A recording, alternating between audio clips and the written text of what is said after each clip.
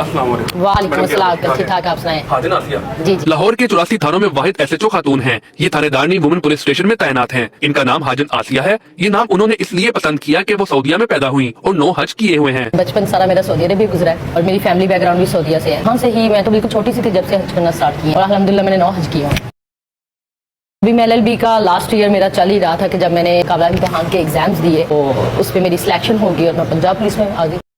मेरे husband lawyer हैं, साथ हमारा बिजनेस है मेरे हस्बैंड का। बड़े प्यार से एक दोस्तों की तरह रहते हैं। एक मियां बीवी का रिश्ता वो होता है जो दोस्तों की तरह रहे। अगर आज हम दोस्त ना होते तो शायद इस डिपार्टमेंट में मैं आगे सर्व ना कर सकती। दोनों ही चलते SHO और उनकी वकालत फील्ड या जॉब जो भी उनकी है या उनका बिजनेस वो हमारे घर से बाहर है। घर में एक नॉर्मल लाइफ और मियाँ बीवी है तो घर में मर्द की ज्यादा चलनी चाहिए तो मर्द की चलती है। क्या मसला है?